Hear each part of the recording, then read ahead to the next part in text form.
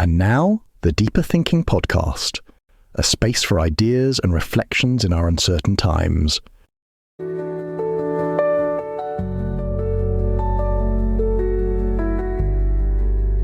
Welcome to the Deeper Thinking Podcast.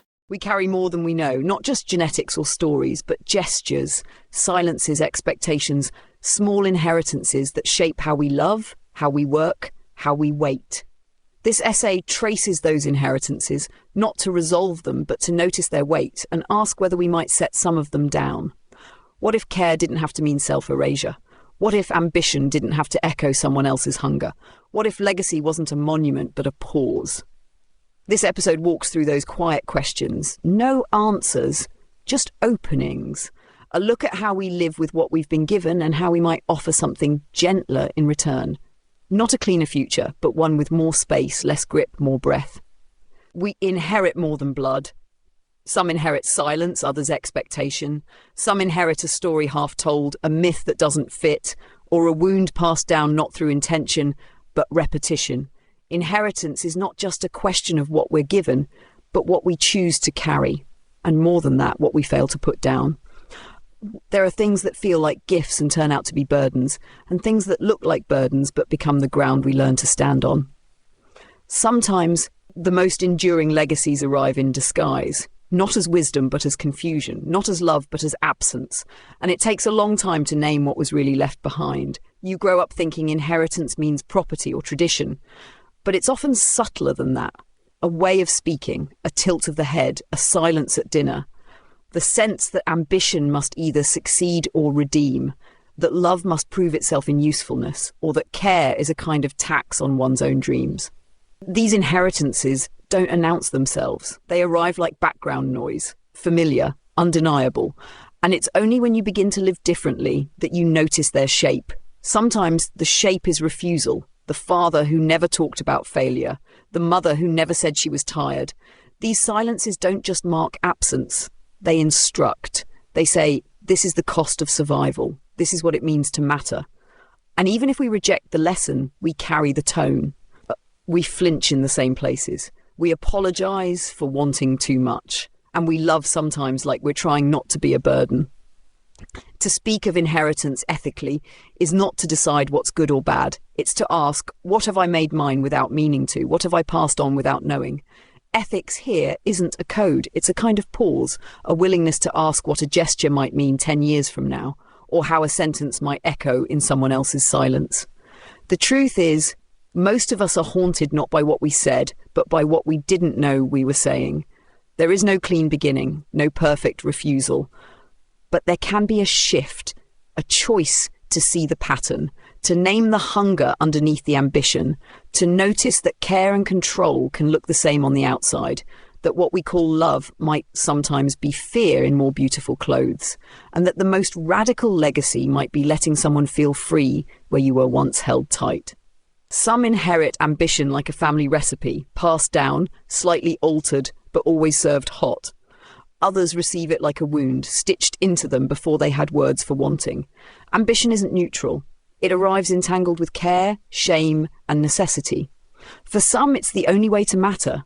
For others, it's how they imagine escape. But underneath both lies a question no one quite wants to ask. What happens when your hunger doesn't just belong to you? When your striving begins to speak in someone else's voice? It's easy to think ambition is personal, a dream, a goal, a drive. But often it's inherited pressure with a new paint job. A way of saying, I'll do what you couldn't. Or worse, I'll do it so you'll finally see me. That's where ambition becomes less about achievement and more about repair. Trying to mend the unspoken, to earn a love that was always half withheld. And even if no one names it, the feeling lingers. If I succeed, something will finally settle. But nothing settles. Not really. Success doesn't cancel out absence. It just reorganizes it. You get the job, the house, the recognition, and still feel the quiet ache that none of this was entirely yours, because it wasn't. Because part of you was acting out someone else's script, hoping the ending might come out different this time. There's a line between legacy and demand, between receiving something and being shaped by it without your consent. And the ethics of inheritance live in that line, not in rejecting what came before, but in noticing when your choices stopped being your own. when care tipped into debt, when dreams started sounding like someone else's plan for your redemption. The hardest part isn't breaking away, it's deciding what to keep, what to hold with tenderness, what to return quietly without resentment. Because not everything inherited is wrong. Some things, resilience, rhythm, the ability to sit with contradiction, were hard-earned by those who came before, passed on not as duty, but as shelter. And the only way to honour that gift is not to repeat it, but to let it evolve. So maybe ambition doesn't need to be disowned. Maybe it just needs to be retuned, held lightly, not as proof of worth, but as one way to be in the world. A way that begins not in lack, but in listening. To ask not what do I want to achieve, but what part of me is still trying to be heard. Sometimes we talk about care like it's obvious. A good thing, a soft thing, something we give, something we receive. But care too can be an inheritance. And like all inheritances, it comes with complications. Some people are taught that to love is to tend, to anticipate, to erase your own needs before anyone else even feels theirs. Others are taught that care is earned, that you must prove yourself valuable before anyone stays. These are not abstract beliefs. They're muscle memory. They show up in how we wait, how we apologize, how we keep offering long after we're empty. Care can be the most beautiful form of attention, but it can also be the place we vanish, especially when it's entangled with guilt or duty, especially when we don't know where the boundary is between love and obligation. In some families, care is currency. In others, it's performance. In both, there's a risk of disappearing into what we provide until we're more role than person, more function than presence, and no one meant to do harm. That's part of what makes it hard to name. We pass this down without knowing. A child watches their mother never sit down. A partner notices how quick we are to fix, to soothe, to soften the blow. We think we're being generous. Maybe we are, but sometimes we're also repeating something we never got to question. Something that once kept someone else safe and now keeps us busy. The ethics of care aren't about doing more. They're about noticing what's being done and why. They're about asking whether the care we give is also something we'd want to receive, whether it includes us, and whether we're able to let others care for us, or if that feels like failure. Because what we inherit is not just how to care, but what kind of love we believe we deserve in return. There's a kind of care that doesn't perform, that doesn't apologize, that doesn't keep score. It arrives quiet, solid, almost unremarkable. The kind that lets someone else rest. The kind that doesn't ask to be seen, but sees. That's the care worth cultivating. The care that liberates instead of binds, that says you're allowed to be whole here, not useful, not good, just here. And if we can pass that on, even once, it might be enough. Not to fix the past, but to loosen its grip, to say, I loved you and I saw you, and I didn't need you to earn it. There's a moment, often late, when someone realizes they've been living someone else's story. Not because they meant to, but because it was the only one available, the only one that felt safe. It might come after the job is won, the children are grown, the plan has been followed to the letter, and still something feels missing. Not broken, just misaligned. A quiet ache, like a garment that doesn't quite fit. You tug at the sleeve, you adjust the collar, but it's not yours. It never was. This is where inheritance becomes existential. Not just what we carry, but what we were shaped to need, what we learn to want in order to belong. The dream of stability, of goodness, of making something that lasts. But here it's also curated, inherited long before we had language for resistance. And the hardest part is not rejecting it outright, it's finding out what might remain when the borrowed story falls away. You begin to wonder, who would I be without this? Without the metrics I learned to worship, without the roles I tried to fill, without the applause I quietly craved even when I said I didn't. This isn't collapse, it's the beginning of authorship, a chance to write from a different place, not clean, not new, but honest. Written with the same ink, but on your own page. Some people never reach this. Some choose not to. That's not failure. That's timing. That's circumstance. That's surviving in the best way they knew how. But for those who do feel the shift, it's disorienting. Because it's not just about leaving something behind. It's about letting it leave you. The version of yourself that needed that story. The version that couldn't imagine a life without its logic. And still, something remains. a tenderness, a clarity, a deeper kind of ambition, one that's not about proving or escaping, but about becoming trustworthy to yourself. Being someone your younger self would recognize even if they didn't understand you yet. That's the inheritance you get to craft, not by erasing what came before, but by transfiguring it, letting the shape change, letting the silence mean something else. It doesn't need a name, it doesn't need a speech, but one day, someone might notice in how you pause, in how you listen, in how you let things end without rushing to explain. And they'll know, even if they can't say why, that something old was laid down and something freer took its place. Some legacies are loud, they come with photo albums, family trees, inheritance tax. Others are barely spoken but felt everywhere. In how we make decisions, in how we leave rooms, in how we say sorry when we mean please. These are the inheritances we rarely name because they're embedded too deep, not just in the stories we tell, but in the pauses between them.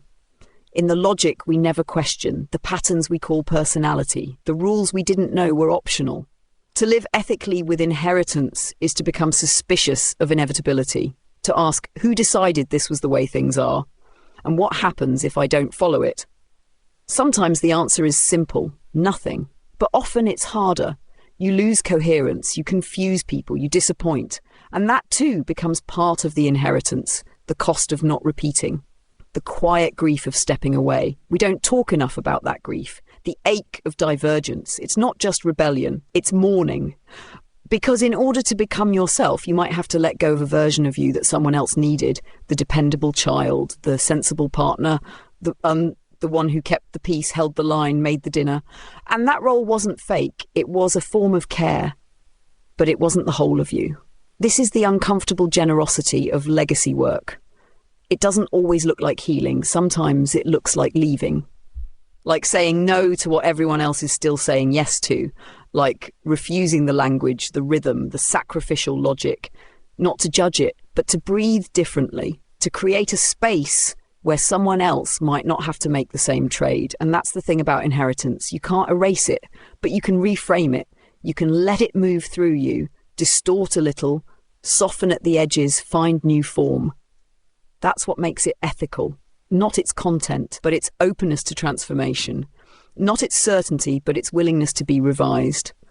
So maybe what we leave behind isn't a lesson or a model. Maybe it's just a gap, a space, an invitation for someone else to be more than we could, to ask a different question, to carry the weight in a new way. And maybe one day they'll feel that same ache, the one that says this doesn't fit anymore, and they'll take it off gently and they'll walk forward. Not freer than us, but freer because of us. Some choices ripple beyond the self, not because they're grand, but because they interrupt the rhythm of what's been assumed. A parent starts going to therapy after years of saying nothing's wrong. A teacher refuses to grade effort like it's a moral verdict. A manager decides that care is not weakness. These aren't gestures of revolution. They're shifts in relational weight. And they change things, not all at once, not always visibly, but enough that something old can't continue untouched. Inheritance, for better or worse, is structural. It exists not just between people, but across systems. The logic of productivity we grew up with? That's inheritance. The need to make pain legible before it counts? Inherited. The idea that worth is what you earn, not what you are? Deeply inherited. And the consequences are everywhere, in who gets rest, who feels guilt, who apologizes for needing help. We like to think of legacy as personal, but legacy also lives in institutions, in the shape of our schools, our workplaces, our policies. It lives in whose stories get funded, whose grief is validated, whose ambition is assumed to be noble. If ethics are to mean anything, they have to stretch that far. They have to ask how our private inheritances become public norms, and how those norms might be gently, repeatedly undone. The political consequence of personal legacy is not just about visibility, it's about transmission. It's about who gets to be tired without being punished, who gets to start again without shame. And that's why the quiet work matters, not just the manifesto, but the moment someone sees you behave differently and realizes, maybe I can too. That's the slow politics of living otherwise. But it's not tidy. The danger of legacy work is the fantasy of transcendence. That if we do enough, we'll free the next generation from all the things we couldn't bear. But freedom can't be transferred. It can only be modelled, made possible, made imaginable. And even then, it might be refused. That, too, is a legacy, offering space without demand, holding the door open without needing someone to walk through it. We don't get to control what others do with what we leave, but we do get to choose the tone we leave it in, fearful or open, conditional or spacious. The point isn't to be remembered, it's to have lived in a way that made remembering more generous. Not because we did it right, but because we made room for someone else to do it differently. Every legacy leaks. No matter how careful you are, how well you try to hold the line between harm and hope, something slips. A tone, a glance, a silence that meant nothing to you, but everything to someone else. And that's part of the truth. We don't just pass on what we intend. We pass on what we haven't resolved, what we tried to carry quietly, what we never thought would matter. There's an arrogance in thinking we can curate inheritance, that we can transmit only the good, only the wise, only the parts we've polished. But the real ethics of legacy begin where that fantasy ends, where we admit that someone else will inherit not just our decisions, but our blind spots, our half-healed contradictions, the parts of us that wanted to protect but also needed to survive. It's not failure, it's the being human. But it does mean that part of what we pass down is vulnerability, the vulnerability of unfinished work, the vulnerability of having tried and missed. And maybe that's more valuable than the myth of mastery, because it gives others permission to begin where we left off. Not from scratch, not from the rubble, but from the real. Misuse is inevitable. A sentence meant to soothe becomes a rule. A boundary becomes a wall. A lesson becomes law. You can't prevent that, but you can make the shape of your legacy less brittle. You can leave in the cracks. Let someone see where you struggled. Let someone else decide what's still useful, what needs to be broken, what might one day be remade. This is not resignation, it's design, to build legacies with gaps, with loosened seams, so they can be inhabited, altered, lived in, not just followed. That's how a legacy breathes. That's how it survives without becoming sacred. And if you're honest, you'll admit some of what you've inherited you've already misused, not out of malice, out of confusion, out of trying to find shape in a world that rarely fits. So the question isn't how to avoid misuse, it's how to respond when it's revealed. Do you defend, deny, or do you stay long enough to hear what your best intentions became? This is where inheritance becomes ethical again, in the aftermath, in the listening, in the willingness to let what we meant be less important than what it became, because that's where the next person finds their footing, not in our perfection, but in our capacity to stay with the mess and still mean it. There's a silence at the end of every legacy, not an absence, but a hush, the kind that follows when something has been said and you're not quite sure what it meant yet. That's the moment this ends in, not with resolution, but with exposure. A turning outward, not to declare what's true, but to let something unfinished remain open in the air between us. You might have begun with the desire to do it differently, to love better, to care more cleanly, to leave something behind that wouldn't hurt when it arrived. And maybe you did. Maybe in some small way you did. But that's not the point anymore. The point is that someone else is listening now, someone you'll never meet, someone you might have already shaped without knowing. They'll take your words, your gestures, your hesitations and carry them somewhere you never expected. That's what legacy becomes. Not a monument, but a mirror. Not a doctrine, but a door. And the most honest doors don't lead back to you. They lead away, into the world, into other people's decisions, into contradictions you never resolved. That's the generosity. That's the risk. To let your truths be used or misused. To let your questions echo beyond your voice. Maybe you hope to arrive at something clear, a sentence that summed it up. But clarity is not the prize. The prize is what remains possible, the relationship that stayed soft. The ambition that was unhooked from shame, the care that didn't demand collapse, the choice that was passed on, not imposed. These are the fragments that linger, the things someone else might remember, not for their polish, but for their presence. You don't get to witness what stays. That's the final humility. You let go with no applause, no guarantee, just the faint sense that you tried to love in a way that wouldn't make someone else smaller. You tried to be trustworthy with what was handed down, even when you didn't know how. You tried to tell the truth, even when it shook. And if anything returns from this, if a line reappears or a pause echoes, it won't be proof. It will be companionship, a trace of thought still alive, still listening, still willing to change. That's the ethics of inheritance, not what we leave, but how we leave it, with enough space for someone else to arrive, and with enough silence to let them speak. Until next time.